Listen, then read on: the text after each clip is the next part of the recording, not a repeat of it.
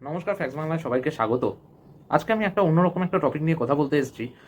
সেটা হলো আমাদের সমাজের কতগুলো প্রচলিত কিছু মিথ আমাদের আছে। মিথ মানে কি? মিথ মানে হলো ভ্রান্ত ধারণা।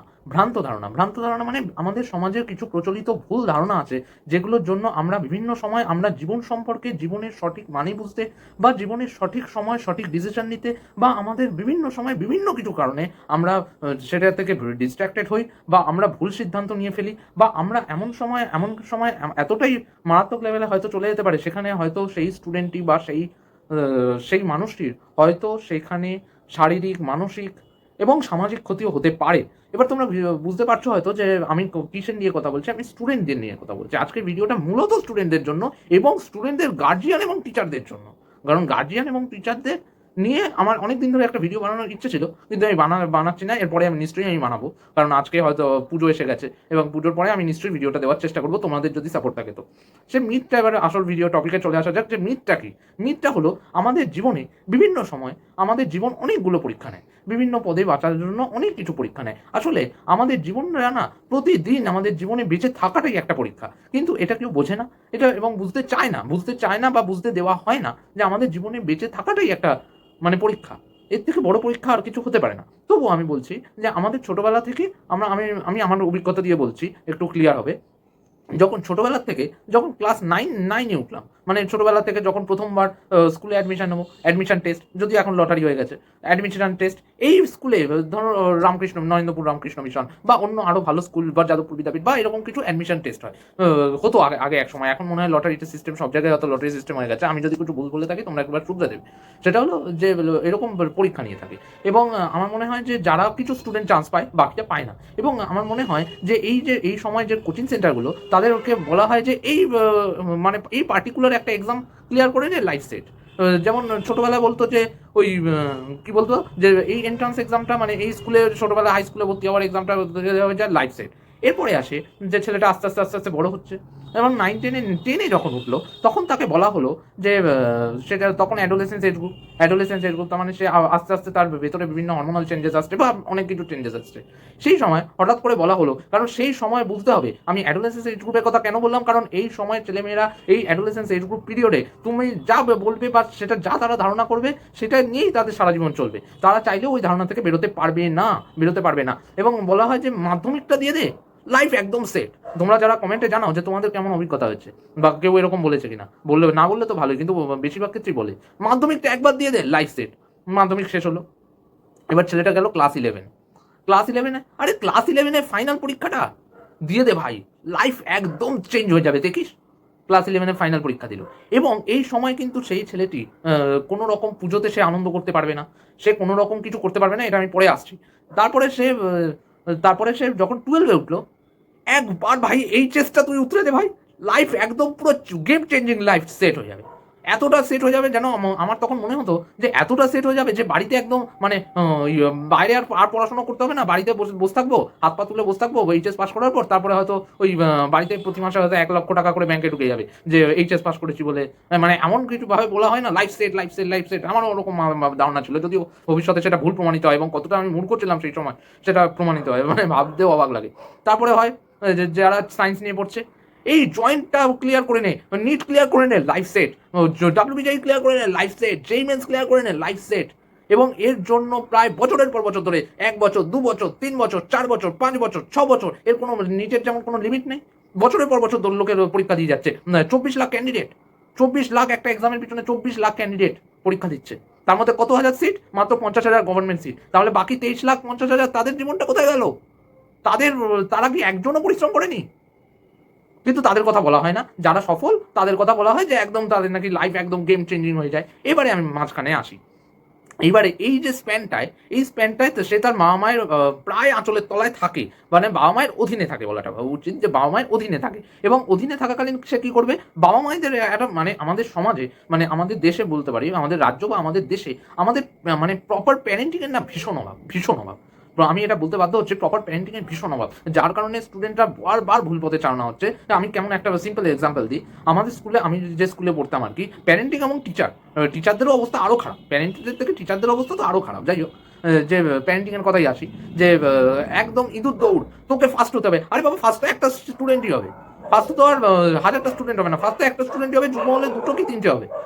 যুগ্ম হয় না, এমনি স্কুলের পরীক্ষায় যুগ্ম ফার্স্ট সেকেন্ড থার্ড হয় না, একজনই হয়, ফার্স্টে একজনই হবে। তাহলে তার জন্য এতটা ইঁদুর দৌড়, এতটা আনহেলদি কম্পিটিশনে চলে যায় যে বন্ধুদের মধ্যে এর সাথে মিশবি না, বাবা মা বলে দেয় এই যে এর সাথে মিশবি না, ওর সাথে মিশবি না, তার সাথে মিশবি না, এ ভালো ও খারাপ, এটা বিভিন্ন বাবা মা বলে। তারপরে আরো জলটা ঢালে, আরো মানে ওর মধ্যে আগুনের মধ্যে ঘিটা ঢালে হলো টিচাররা কি বলে, এই ছেলেটা ভালো, এর সাথে মিশবি। এইবারে আমার তখন প্রশ্ন লাগতো, আচ্ছা ভালো কিভাবে, একটা স্টুডেন্ট ভালো তাকে আমি চিনবো কি করে, তাকে আমি বুঝবো কি করে যে একটা স্টুডেন্ট ভালো। আমি একবার স্যারকে প্রশ্ন করেছিলাম।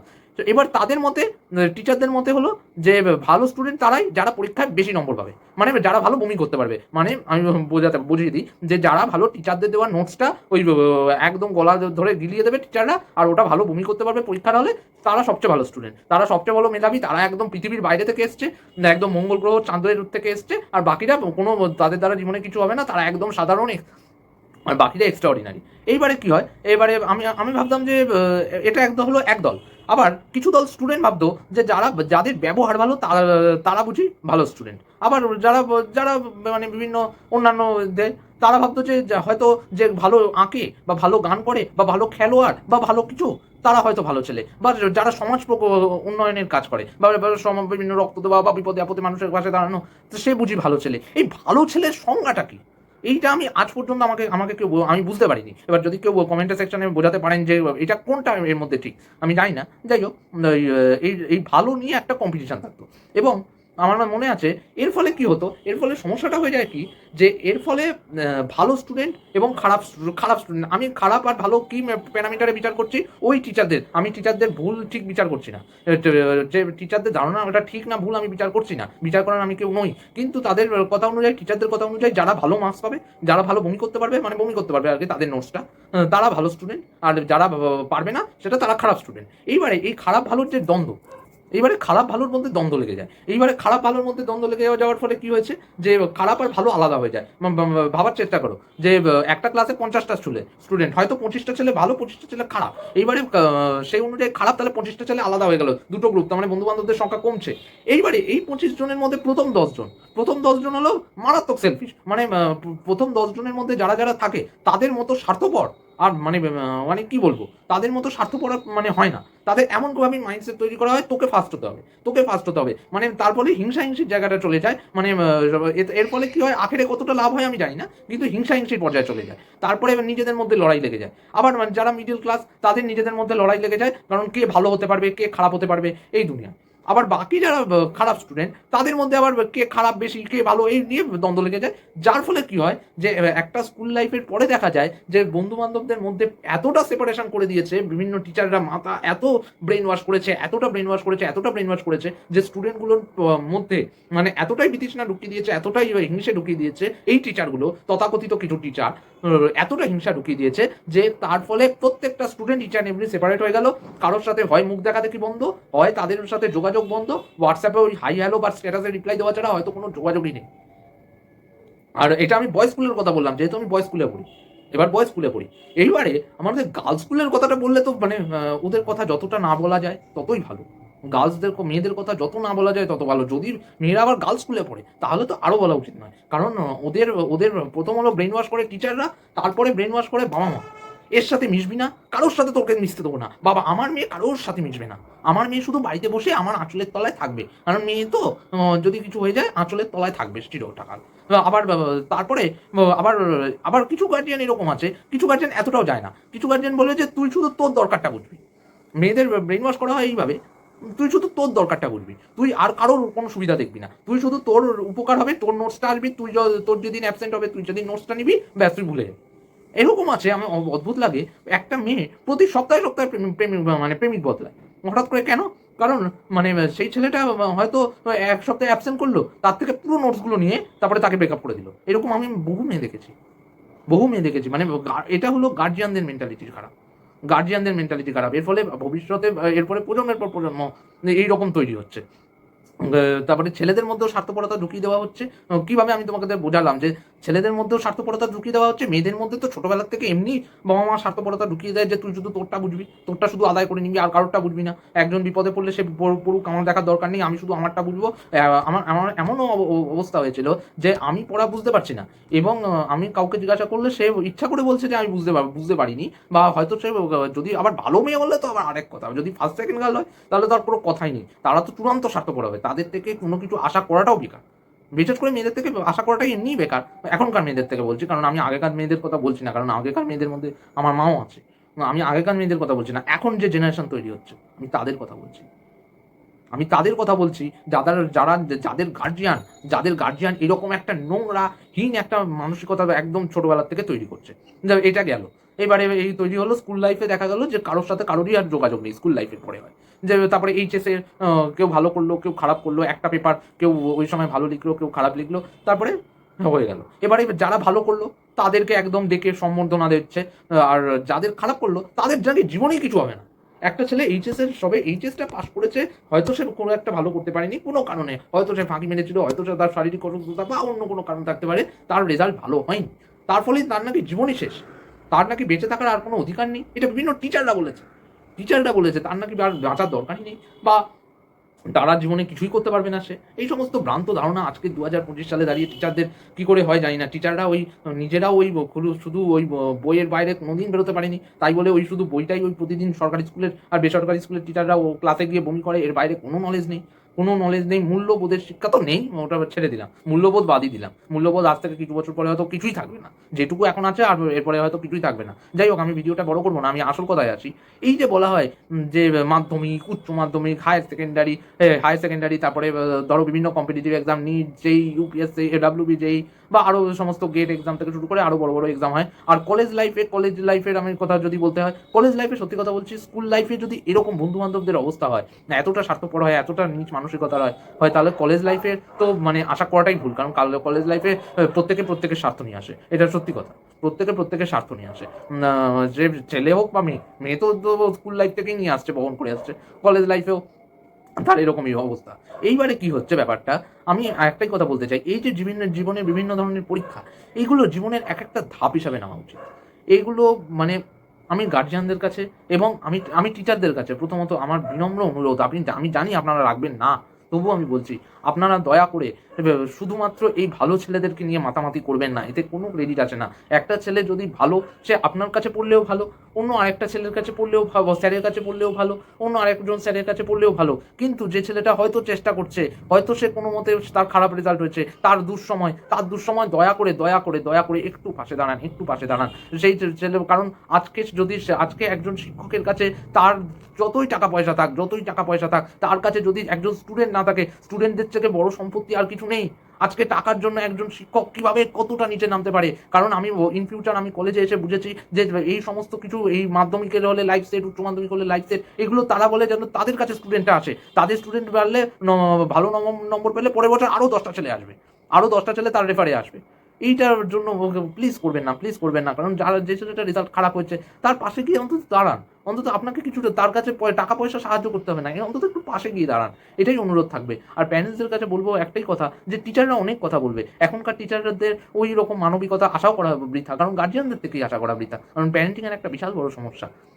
গার্জিয়ানদের একটা কথা বলবো, যে এই যে আজকের দিনে দাঁড়িয়ে 2025 সাল, যেখানে মানুষ রোবটের মানে যত কম সংখ্যক সময় সফলতা পাওয়া যায়, বা যত কম সময় ফল বেটার পাওয়া যায়, সেইখানে মানুষ এত দৌড়াচ্ছে, আর সেখানে একটা স্টুডেন্টকে বছরের পর বছর ধরে ওই ভ্রান্ত ধারণা, নিট পেলে লাইফ সেট, নিট না পেলে কিছু হবে না, এই সমস্ত ভ্রান্ত ধারণা নিয়ে বছরের পর বছর স্টুডেন্টগুলোর জীবন নষ্ট করবেন না, প্লিজ নষ্ট করবেন না। কারণ এই স্টুডেন্টগুলো হয়তো সে 7 বছর 10 বছরে নিট পেলো, কিন্তু আজকে সে বুঝছে না, কিন্তু আজ থেকে যখন সে রিটায়ারমেন্টের টাইম, আমি নিজে 2-3 বছর 2 বছর ড্রপ দিয়েছি, আমি বুঝি যে আজকে 2 বছরের কি দাম, আজকে 2 বছর পিছিয়ে যাওয়া মানে কতটা ক্ষতি হয়ে যাওয়া আমি বুঝেছি। আমার গার্জিয়ানরা কিন্তু বোঝেনি, আমার গার্জিয়ানও সেই কিন্তু ভর্তি করিয়ে দিয়েছিল, সেই রকমই ভর্তি করিয়ে দিয়েছিল যে হ্যাঁ হয়তো লাইফ সেট হয়ে যাবে, কিন্তু লাইফ ওভাবে সেট হয় না, সত্যি কথা বিশ্বাস করুন। লাইফ আপনারা আমাদের থেকে হয়তো ভালো লাইফ আপনারা বুঝবেন, কিন্তু লাইফ ওরকমভাবে সত্যি সেট হয় না।